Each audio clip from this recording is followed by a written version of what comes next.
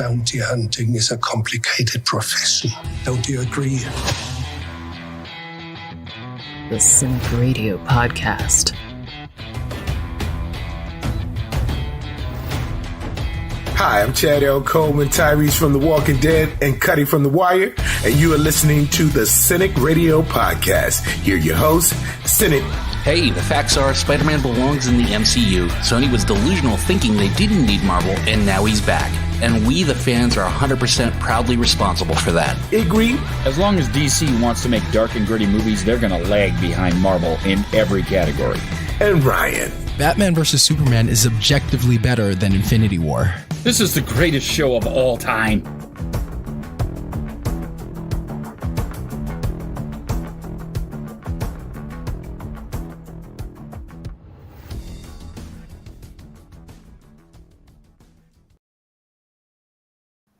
And this is episode 178 of the Cynic Radio Podcast, and I'm your second best friend, Cynic. And joining me, as always, my co-host, Adrian Ryan. And on this week's show, we are saying goodbye to just the band of lovable but morally gray heroes as we review Guardians of the Galaxy Volume 3.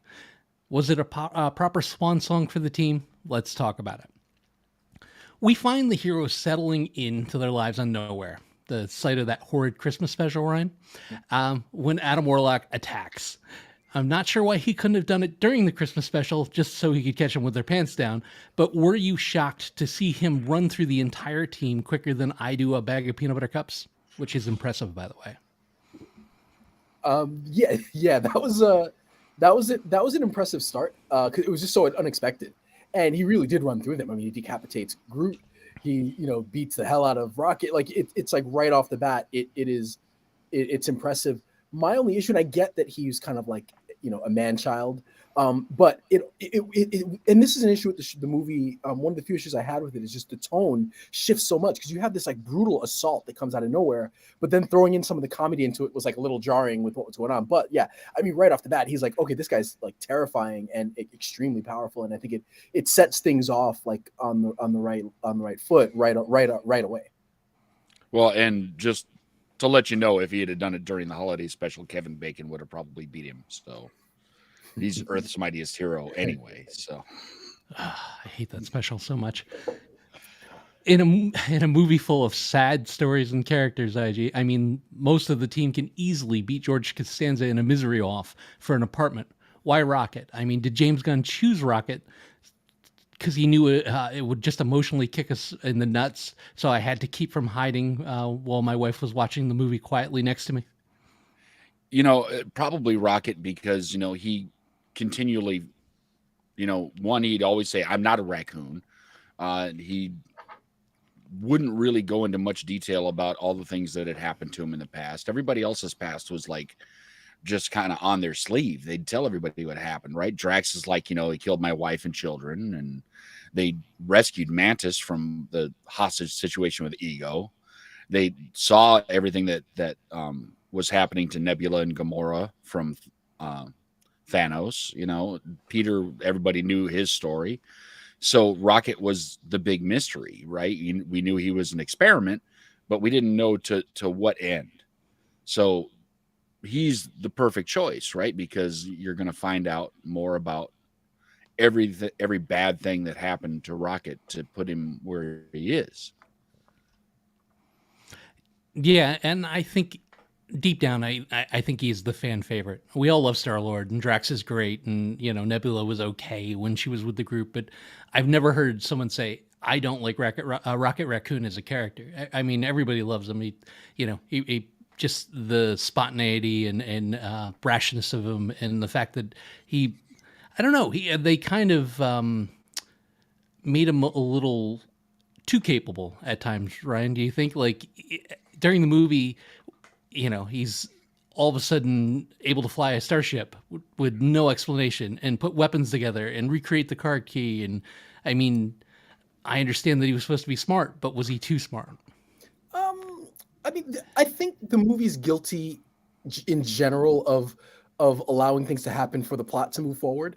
I didn't consider that one of those moments kind of when I was thinking about, just kind of analyzing the movie, but I think he was very smart. But that was part of the plot. I mean, that was part of the story. Part of the story was how much of a genius he was, and so in the High Evolutionary, trying to like duplicate that and failing. And so I was okay with that because I feel like that was a significant part of the plot.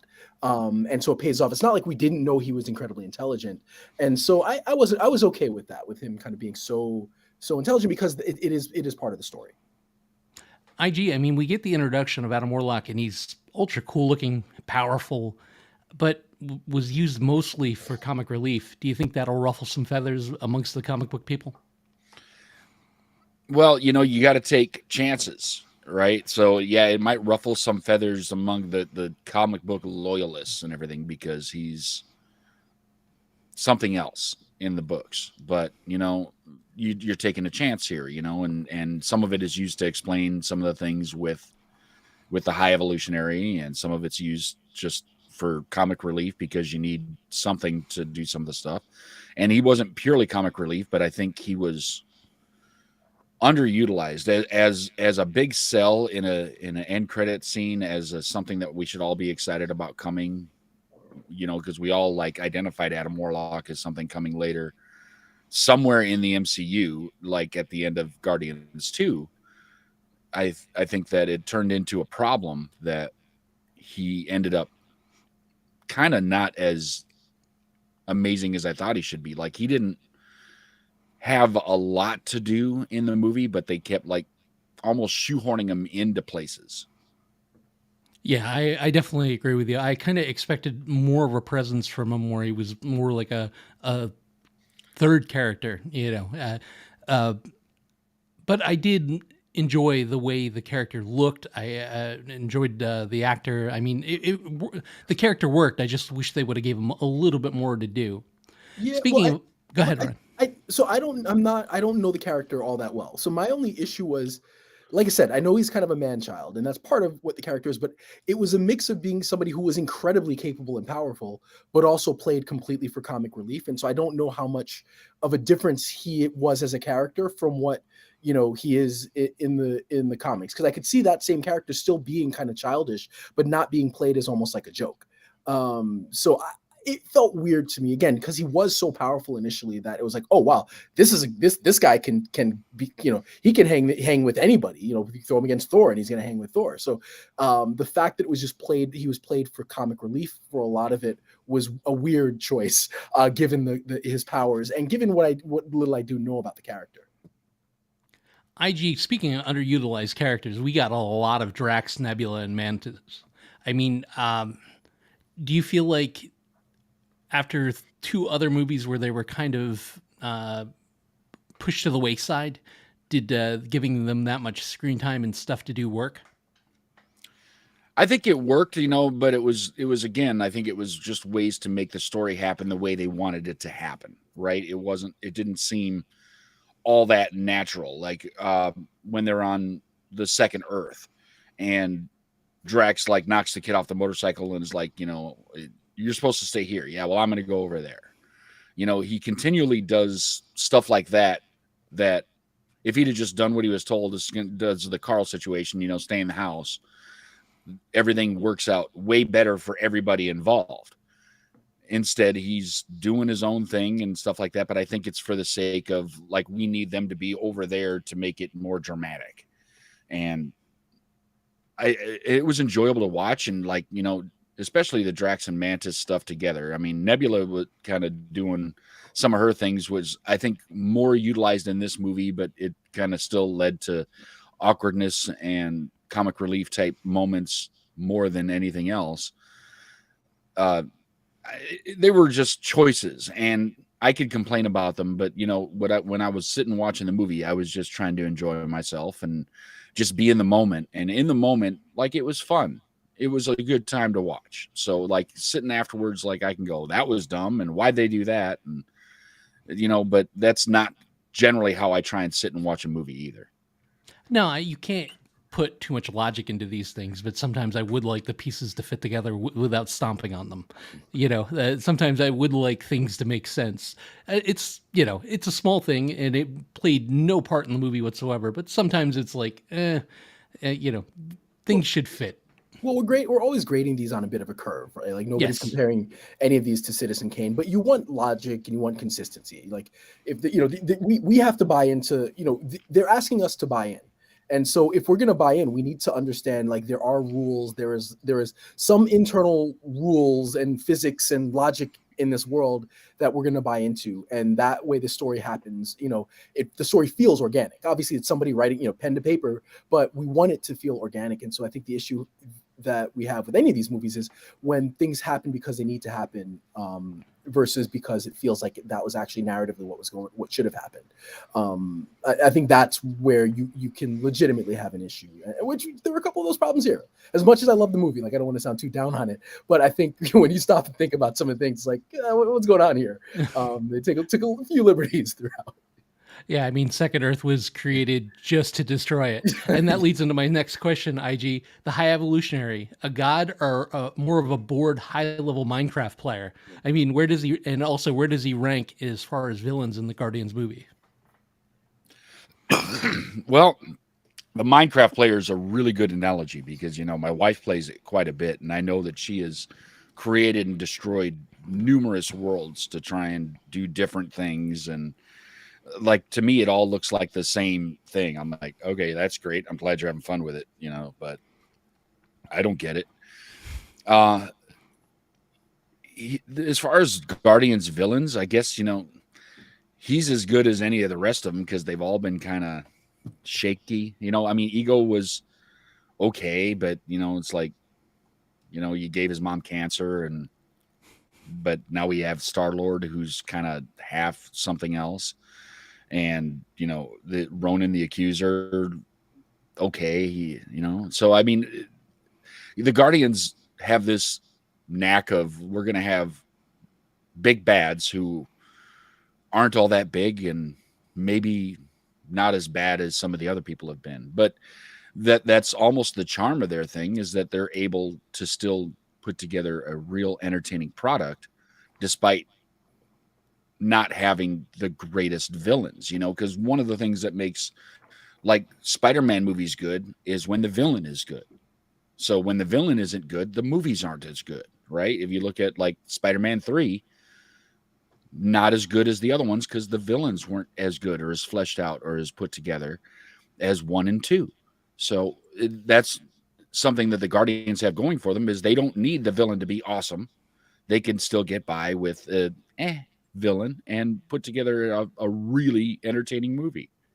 That is kind of an interesting point, and I'm going to go to you, Ryan, because I didn't think about it until I wrote the question. James Gunn spent so much time just polishing these heroes, but do you think he could have spent a little more time in the 3 movies maybe creating a better villain for them to fight? Yeah, and that's an issue, and then I'm trying to think, like, is that just a James Gunn issue that the villains kind of get short-staffed? I think what was interesting is like the performance, and I'm going to butcher his name, but I think it's Chukwudi Iwuji. I didn't even try it. Yeah, whatever. Okay, well, he was great. Like as performance-wise, sometimes I felt like he was acting in a completely different movie, because it was so he was so into it, and so I thought he was a great villain, and his performance was great as a character. The problem is he didn't really have any. I like there's no sympathy. I think that's the key with any comic book villain, right? Is like that you can at least sympathize with the villain. You understand what the perspective they're coming from, and there are some layers to it, so that when they lose, you feel a little bit of pain for them. It kind of sucks. He just seemed just evil for the sake of being evil, and I think that's the issue we've gotten in the Guardians movies so far. Is there isn't that kind of pathos for these characters. It's just kind of like they're just evil for the sake of being evil, and so we're happy when they lose. And so in a way, it kind of squanders a really otherwise great performance.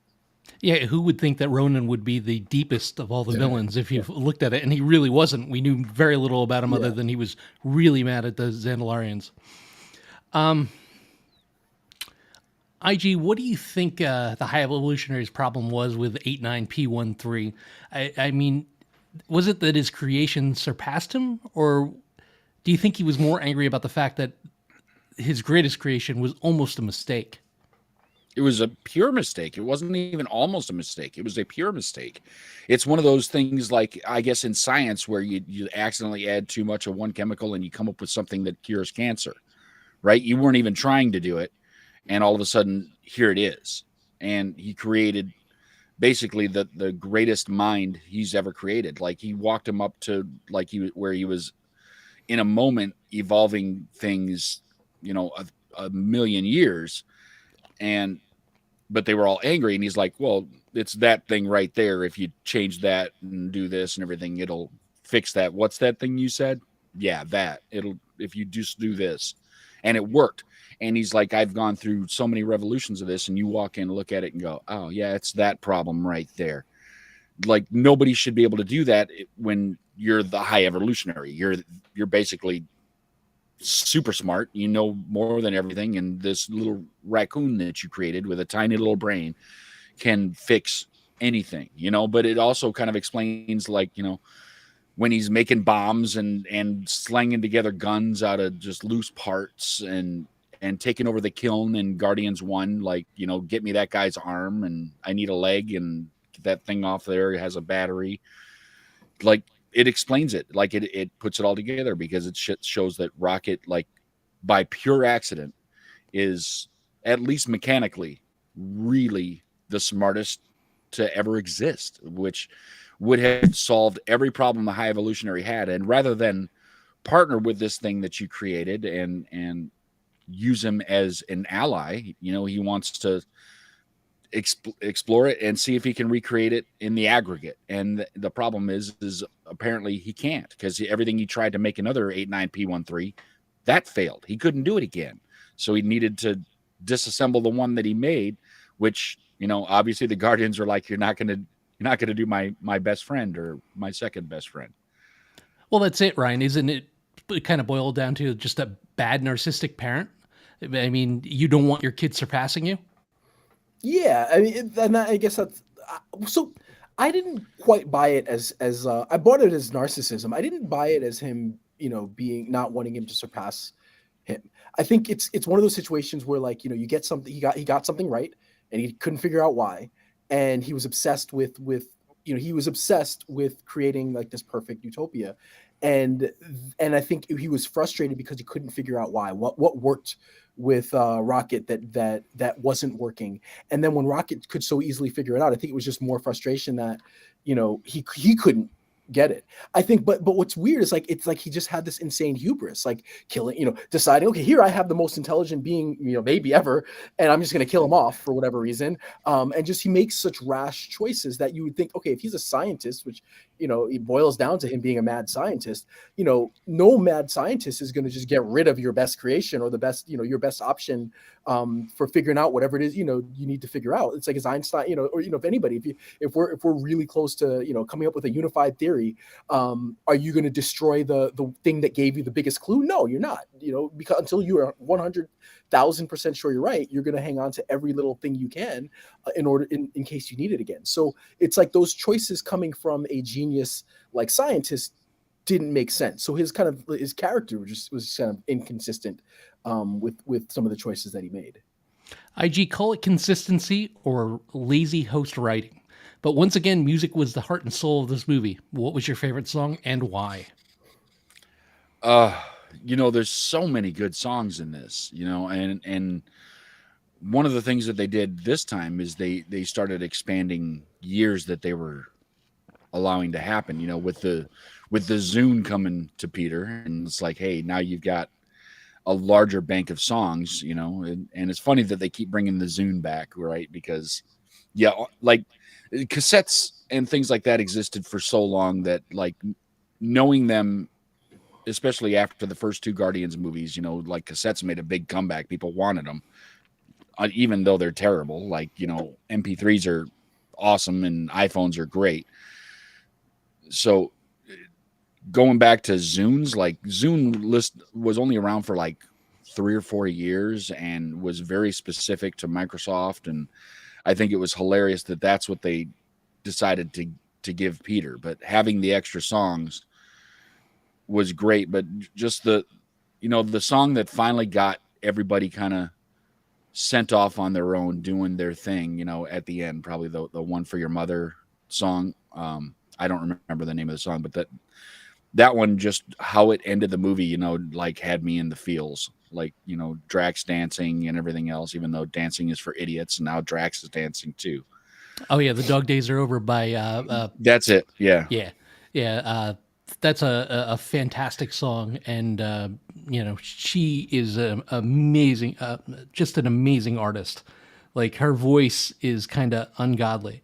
The name of the group is Florence and the Machine, and the song is "The Dog Days Are Over." Yeah, that was probably my favorite too. But I also liked how they used "Creep" at the beginning of the movie by Radiohead. I thought that was really good as well. Ryan, did you notice that like there was, rather than just music in the background, that they went out of their way to incorporate it in different ways, whether it be you know over the PA or you know just listening through headphones? Or did you have a favorite song or no? Yeah, so no, you're right. I think there was the soundtrack obviously is good. We've all, you know, all these soundtracks, all the James Gunn soundtracks are great. But yeah, you're that's a great point, that it's really incorporated into the movie almost better than others, where it really feels like it's a part of the movie. My favorite, you know, kind of has to be the mid-credit scene, "Come and Get Your Love," when it's back. I just feel like that kind of completed the circle. Yeah. Right. Like the very first Guardians starts with that. And that's where it ends. Like that was perfect. Like that was one of those moments that really got me. It was like, you know what, that beautiful. Like, you know, like that, you know, for all my complaints, like, you know what, you stick the landing just by doing that. You know, and that kind of reminded me of Lost too, how they started the show with Jack opening his eyes in the woods and then ended it the same way. I you know, him dying in the those same woods. I really, or well, the jungle, I guess it would be. But yeah, I really enjoyed just how well everything fit together in that moment. See, we're complaining about the other things, but then there are things that they just absolutely stick perfectly. Oh yeah. Forever, IG. All we ever heard was Nathan Fillion, and he's going to be Nova, and he was finally in a Guardians movie, but not as Nova, but more as a fed-up Master Kajar, who has one of his own and totally gets it. Would you have preferred to see the beginning of the Nova character, or did this, you know, the humor in this particular casting work? You know, for Nathan Fillion, that was perfect. Right? Because he's got that look. It's like, yeah, I have one of those. If this guy, I love this guy. This one, no. And like, it really works really well for Nathan Fillion as a character, and he's able to portray that so well that, you know, like shoehorning him into Nova. I think if they go get kind of a lower tiered person and put them into a Nova type role, like Nathan Fillion needs to be in a role like he was. That was perfect for him. You know, it's one of those things where they sometimes they go get somebody who's already so big, like when they went and got, you know, they put Tony Stark and here's Robert Downey Jr. You know, he wasn't big then, but he's so big now that like you look back at it and go, you know, because he was big before in like the 80s and 90s, and then he like, you know, did a lot of drugs and picked up some prostitutes and did some other things and fell off for a while, and then all of a sudden he's back. You know, it's a good choice to put him in that, and you know the Michelin Man suits that they put him in with the stuff and everything were interesting and entertaining. So there's things to be said that, yeah, maybe we all wanted to see Nova come out in this movie, but you know, if they're going to introduce Nova and the Nova Corps, like, does it really need to be shoehorned into a Guardians thing, or is it a big enough property to do on their own? So you're saying, yeah, the humor worked and the casting was fine. The humor was great. It was awesome. I thought it was wonderful. Yeah, I enjoyed it too. Speaking of humor, Ryan, I mean, after 3 movies, there was a lot of humor in this, but most of the humor was at the expense of Drax and Mantis. After, you know, 3 of these, did it still feel fresh and new to you? And more importantly, funny? Yeah, no, the humor worked. It's not fresh and new. I think we've seen 3 of these, you know, plus like if you want to include like Peacemaker and the Suicide Squad as far as like the James Gunn comic book, you know, movies. So yeah, like I think it's not new and fresh, but it worked mostly. I think there were a few things that didn't land. It's kind of, I mean, because at the end of it, it's like it's just a joke a minute, and some land really well, some didn't. My issue more was just the tone shifts. You know, it's like this tug of war between like melodrama with Rocket, and then like we're just gonna make fun of Drax and Mantis, and then it would just shift back and forth. It's like, you know, like animal torture, and then Drax is an idiot, and so it felt like we were just constantly shifting back and forth between those. So I think that kind of constant changing was a little bit jarring. And I think the jokes are what you expect out of any Marvel movie. It's like you're gonna get a lot of jokes, some are gonna work, some are not, and that's kind of how it was. But some of the ones that paid off really well. And so there were some laugh out loud moments where the entire theater was laughing and it was kind of contagious. And then you had a few jokes that just didn't land. I mean, we always got snarky answers from Tony Stark, but really James Gunn showed Marvel that it was okay to laugh.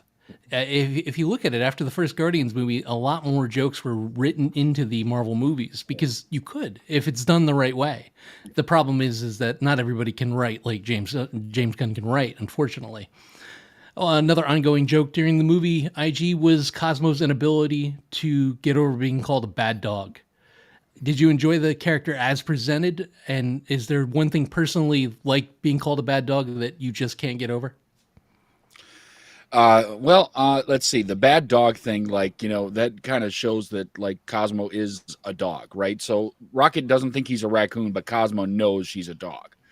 So not getting over the bad dog comment, like I could totally get behind that, you know. And as far as any comments that make me go the same way was assless chaps. People say assless chaps. It just makes me cringe. It's just one of those things. It's like, are you that stupid? Like chaps by definition have no ass, right? Otherwise they would be pants. Stop calling them assless chaps. That's the dumbest thing anybody like. It's one of those things like people say irregardless. I'm like, stop that. That's like dumb. The chaps / assless chaps is a big debate in your community. No, but it's been one of those things that's come up enough times that like makes me angry when people say it. My wife knows it and she'll just jab me with it. She'll just be like, assless chaps. And I'm like, How about you, Ryan? What's the raw nerve? Raw nerve maybe would just be being called like inconsiderate or something like that. Because I try to be as considerate as possible. And so if somebody says that, it will touch a nerve with me. Yeah, for me, it's that, you know, I joke around and I'm not the easiest person to know, but when I am sincere about something and when somebody tells me, oh, no, you don't really care about that, or you're not that bothers me, you know, and maybe that's a defect of my own character because I'm not sincere about a lot of things, you know, but I don't pretend to be either. So, but yeah, that's on par with being called a bad dog to me. One of the more interesting plot twists in the movie, Ryan, was the new Gamora. Her choice to go, not only to go back to the Ravagers, but the fact that she had a loving family with them. Did that kind of surprise you? And did you agree with the story writing? Yeah, no, I liked it. One of the things about the Gamora story, it showed some restraint on the part of James Gunn not to, you know, make at least a major storyline being the like rekindling of the love between Gamora and Peter Quill. Like that would have been a really easy choice to make, right? Like they were in love. He lost her. He's got her back. He can win her love back. And I like that the restraint was shown that yes, she's got her family. She's got her life. She's not the same character that he fell in love with. You know, it's like you've got, you know, there's that fork in the road, and this version of her took another turn at that fork, and so you can't change the past. So I like that. You know, it leaves it open, like they could encounter each other again. But I like that he showed the restraint to not make this a love story between them, and that she kind of has her own life. If we were giving out a reward, IG, for who had the most emotional growth and best character arc during the movie, who would it be? And I'm going to go to everybody, so extra credit for not taking the easy route and just copying off of the person next to you.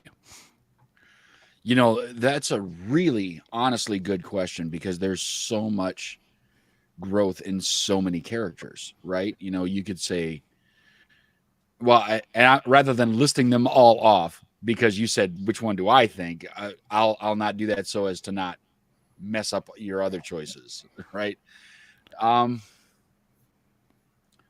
Probably for me, I'm going to go with Rocket, and because I think that, you know, at the end, like learning that, like, yes, he is a raccoon, and just taking ownership, and rather than saying that I'm something else, and everything that he went through, and seeing everything that everyone else went through to save him, and how much they love him, and everything else goes on. Like he could have just done old Rocket things and kind of pushed it off to the side and continued just being standard Rocket, and he didn't. So I think the growth was natural and it was organic, and I think it worked really well, and I think it was an appropriate growth for a character, especially, you know, one that we care about so much in Rocket Raccoon. How about you, Ryan? I don't have an answer because I think that's a complaint of mine. I think Rocket was the most character growth that we got in the movie. Or, you know, I'm going to have to say Adam Warlock, to be honest, if I'm going to say something, because I think that's a complaint that I had, is that nobody really has any character growth. Like, you know, if you're looking at, you know, character growth or change, you know, like the best thing I ever heard when it comes to telling a story is like, you know, is there something that your character will do at the end, can do at the end of the story that they couldn't do in the beginning? And really, no, that's not the case for any characters except maybe Rocket, and maybe Adam Warlock. But every other character, they're pretty much the same. There's no growth. Even Peter Quill and Mantis, the two, they make a choice at the end, right, which is to leave the group. But I don't feel that choice is earned, because nothing about that story made me think that they were fighting with anything internally that would then make them to decide, you know what, I've got to go seek out whatever I need to seek out. Like, I don't believe that. There are a couple small moments, but those choices didn't feel earned. So I just feel like if I have a complaint, it's that we didn't get the kind of growth and development from all the characters that we wanted to. You know, Drax was still the butt of jokes, Mantis was the butt of jokes. You know, Nebula was just angry and aggressive all the time. You know, Groot was Groot, and you know, it's so that I actually like Adam Warlock. Okay, he showed up, like he's got a mission and he's gonna kill, and then he at the end decides, you know what? No, these are good people. I'm gonna help them, and you know, so yeah, Adam Warlock is my choice. All right, well, I'm gonna go Star-Lord only because he was able to let go. You went from a drunken mess from, you know, all the way back to the Endgame movies through Thor into this movie where he absolutely could not function without this woman. And I've been through that, so I understand what he's going through. And by the end of the movie, he's okay letting her go. Like, he realizes, even though it took a talking to from your friends, and sometimes that's what it takes, but he was okay letting her go. So I feel like that at least earns partial nod of recognition. So we talked about the character arcs, or the more important character arcs. So let's take a second and talk about a character that would be the first chapter if I was writing a book about characters I do not give a fuck about. Old Kraglin and his misadventures with the Yakut Arrow. Ryan, is it sheer bad luck or just nepotism alone that James Gunn would give the most powerful weapon in the MCU that isn't an Infinity Stone to the least interesting character because it's his brother? I don't know. I think that is a good question. It was fine. Like I don't think I don't hate him as much as you do.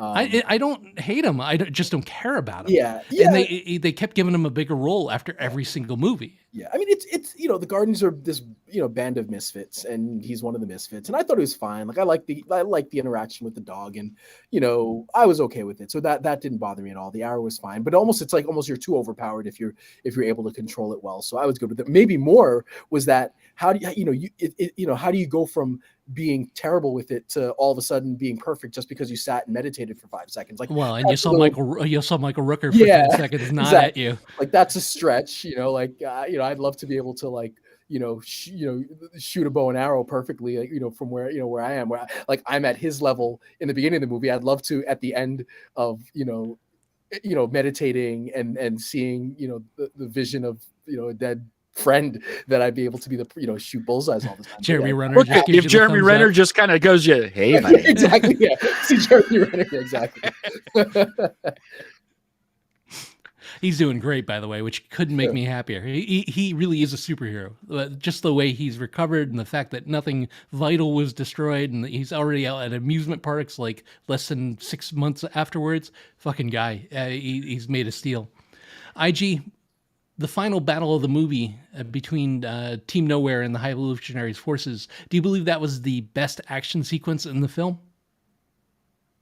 It was really well done. It was an amazing action sequence, and there was a lot of things going on all at the same time, right? It's, you know, he basically did the, you know, release the hounds moment where he'd like let these things go that are just supposed to be like kind of a last ditch effort to do something, and the everything and nowhere going on, and the big gun coming out of the eye, and like so many different things all happening like at the same time, just moving back and forth, you know. And it seemed like a lot like a Star Wars battle where there's stuff going on the ground and there's stuff going on in space, a lot like Return of the Jedi, you know, like, and like things are ebbing and flowing. It's like, oh, the good guys are a little bit ahead, the bad guys are a little bit ahead, like, oh, here's the big play from the bad guys, and how are we gonna, oh, we're all gonna die, and all of a sudden something else happens, right? And George Lucas did it really well in 1983, and James Gunn just did it really well here in 2023. So it's one of those things that if you're able to balance those things the way that it was balanced here, it really works, right? Because you feel the tension in yourself, like, oh my God, like, oh, that was amazing. The good guys took a step there. Oh my God, they're going to get their shit kicked out of them. Oh, and it just keeps going back and forth, and it keeps you invested in what's going on. And I think it was just really well put together. And I think it was probably one of the best scenes like that in a Marvel movie to date, right? You know, I mean, the fight in Endgame was really good, but like some of it was so like big picture. This one kind of really got down to some individual stuff happening, and some real fine, like, this is big stakes for the people involved in it. Although I enjoyed the action in the final battle, I really liked the hallway fight when they all came back for Rocket. I love the way it was shot. I love the point of view of different characters. Like, we started out in the first person point of view of Groot. What do you think, Ryan? Yeah, I love that. That was maybe my favorite scene, in the movie. I'm a sucker for like single shot scenes, even though I'm sure it was heavily edited and not a single shot. But I love the way everybody, like, it highlighted everybody. It flowed and moved really well. The music was great for the scene. That was one of my favorite scenes, easily my favorite action scene in the movie, and one of my favorite scenes. Like, I love that. IG, outside of being a lovesick puppy, Star-Lord had a lot of just straight baller scenes in this movie. I mean, he became not only the hero we wanted, but what we needed. Do you think James Gunn wrote it this way to kind of redeem the character from being sort of the butt of the joke in Endgame and a little bit in Thor? I think, you know, it's one of those things that maybe James Gunn did it just because, like, there was some of that going on, but through the first two movies, like, Star-Lord is the leader of the Guardians of the Galaxy, and I think that we needed to make sure that he had a strong outing here to remind everyone that, you know, although everybody on the team is important, like, Star-Lord is the glue that got this all started. He's not necessarily the thing that you need him to keep it going, but the reason it exists is Star-Lord. The reason that these people are together and that nowhere is happening as it is, and everything else is going like that. There are Guardians of the Galaxy, is that Star-Lord started this. So making him as strong a character as they did in this one, I think, was important. That, you know, we all remember that. Like, you know, yeah, Groot and Rocket were together, but they wouldn't have Gamora around. They wouldn't have Nebula around. They wouldn't certainly have Drax around because they got him when they were in prison. They needed Star-Lord to get to this point. So I think it was important that, that he was the butt of a joke, and they played some fun at him, but it was just one of those things that I think it was important to give him a good send-off, even though he'll be back somewhere, but we don't know where. Well, that was the thing, is that in the other movies, a lot of what he did seemed like luck. Like, it just kind of all fell into place. There wasn't really a fully formed plan. We will just, this is the direction we're headed. And in this movie, in this movie, he was in command. Like, he knew what he was doing. I'm a professional thief, and everything seemed to work out perfectly. And the battle sequences, he was a lot more formidable than he'd ever been in the other movies. He truly seemed like the leader of a superhero team rather than just a guy that was kind of in charge because he had his shit together slightly more than the rest of the jerk-offs that he's running with. Ryan, from the I'm not crying, you're crying. Groot's final line in the movie was, "I love you guys." Now, have we finally broken the code? What do you think is behind this verbal shift? Did he say something else? Are we finally able to understand him? And if we are, where does that leave him if we ever see him again? I don't know. I'm sure that they'll, if and when we see him again, he'll go back to "I am Groot." I think they save his changes in language for those big moments. Like Kevin Smith. We are, yeah. They said like we are Groot. He's. I think I would assume he would go back to the same thing, and that there are those little moments where he does say, he will say something, but I doubt that we'll get. Although, what's funny is the whole time, for all 3 movies and plus, 3+ movies, I don't hear Vin Diesel. I do, but I don't. But when he said, "I love you guys," I very much heard Vin Diesel, and took me out of it for a moment. So maybe they should stick with the "I am Groot" moving forward. And I think that was intentional. Like whatever effect that they put on his voice or whatever they do, I don't think they did, because that was clearly Vin Diesel. Yeah. Like you heard it. So I almost feel like that was pretty intentional. Maybe, yeah.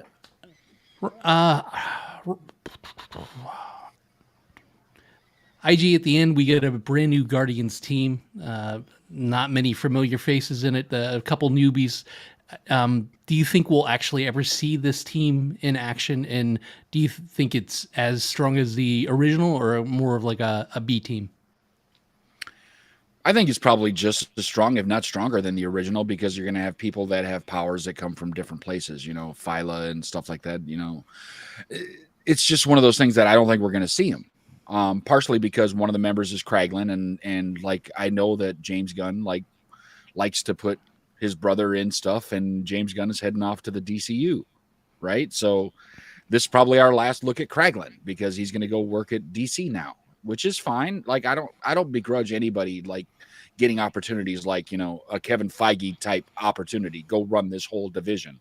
Like, why wouldn't you take that? Like no, I'm going to continue to make a Guardians movie and some other shit like every 6 or 7 years over here. No, go run a whole division. I get that.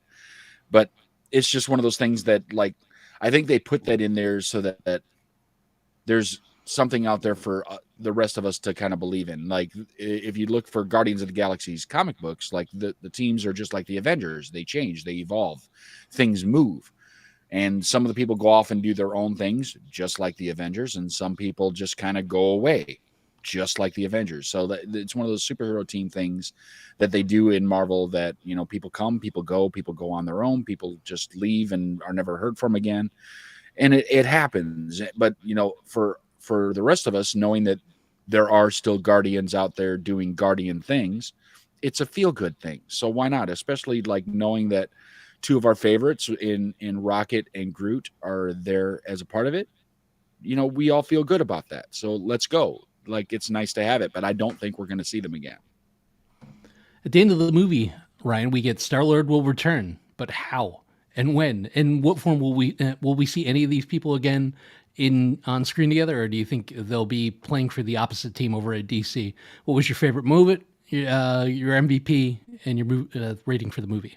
All right. So, I guess we'll see him again. Although maybe it'll be as a, part of like the Secret Wars or something. So, obviously we have these big Avengers level movies coming up, or Avengers movies coming up. So I'm assuming maybe we see him, fighting Kang, I guess, whatever form he might take. As long as he's not in jail. Yeah, maybe we'll get, Star-Lord on Earth, discovering, music from like the 2000s and 20, so and on. So who knows what we'll get with him. But I guess it says he'll be back, so I guess he will. It will likely not be in a Guardians movie, but we'll see. I think the change of team works because you can bring in a new director, change the tone a little bit, and try it out, and that probably still won't be for at least several years. Let's see, favorite moments. I think there was there's several. I love that hallway scene, like we talked about. I thought it looked great. It's a single shot, kind of take. Everybody is highlighted. I do think like that an MVP. So the MVP to me is just the Guardians team.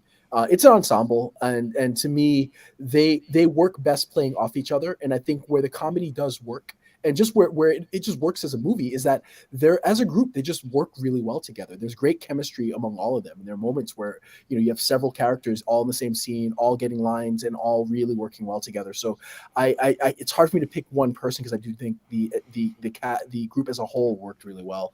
Overall, I had a really fun time with the movie. I think I'm nitpicking a lot, but I do think that the movie really sticks the landing. I think that it was a little long and it drags a little bit. There's a little bit of melodrama, but at the end of the day, that third act was great. I love the action in it. It really hits those emotional notes that you need to. There were several like I'm not crying, you're crying moments. It was really, it hits the feels like where you want to with a movie like this.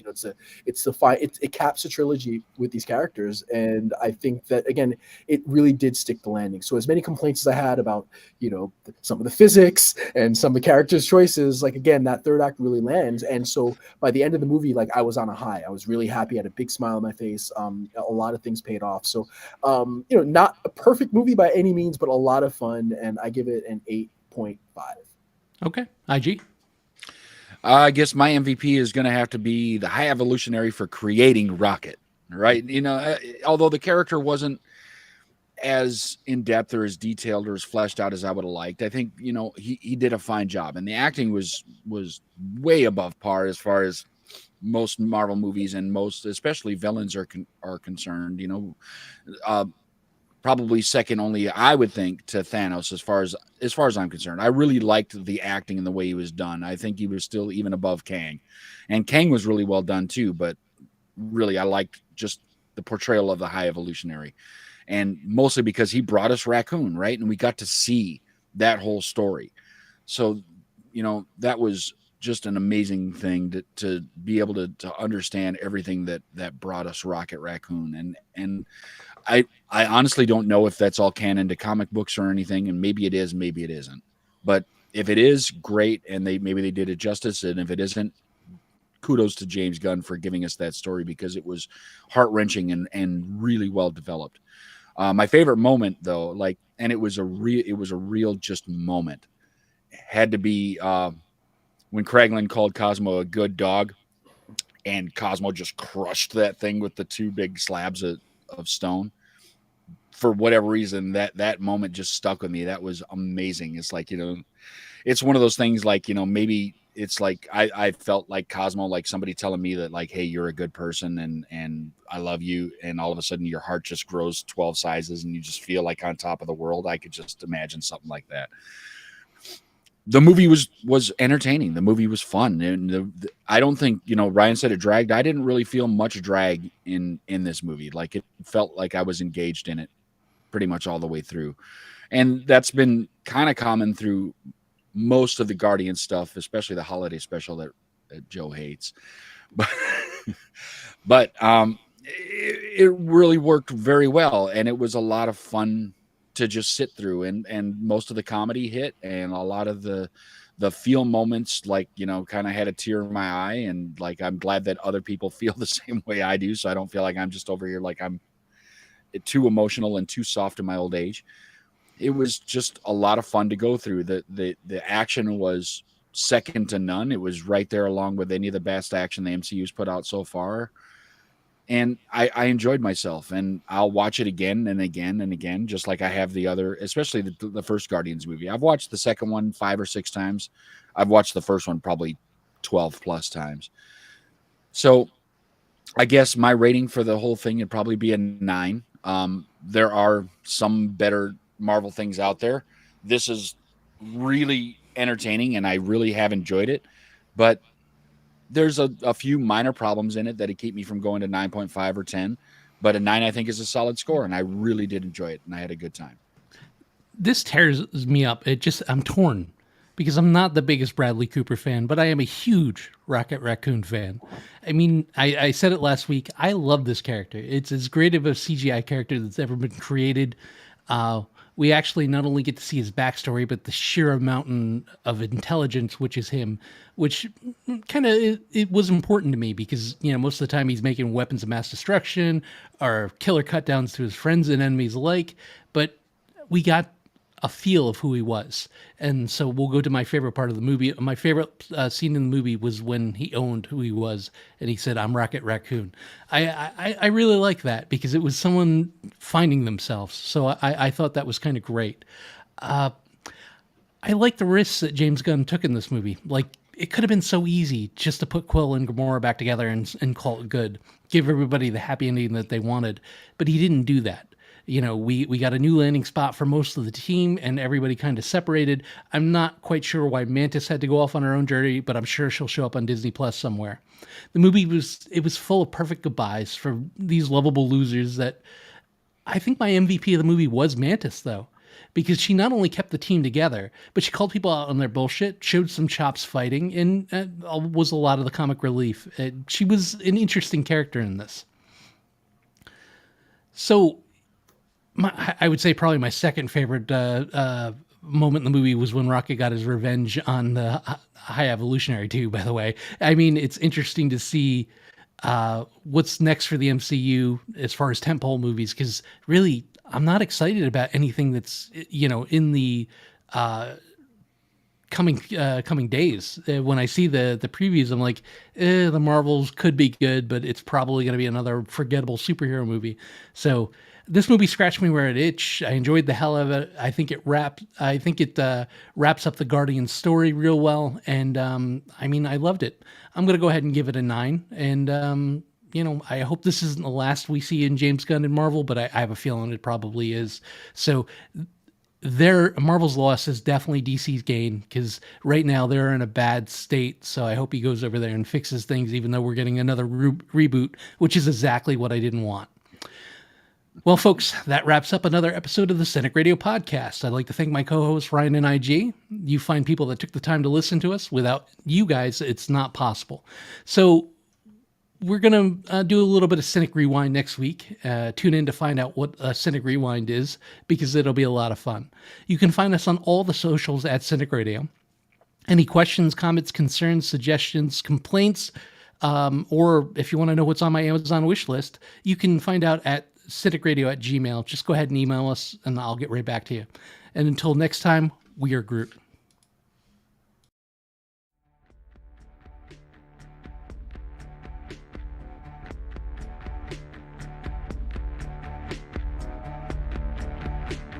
Follow the podcast on Twitter, Facebook, and at cynicradio.com. Available for download on iTunes.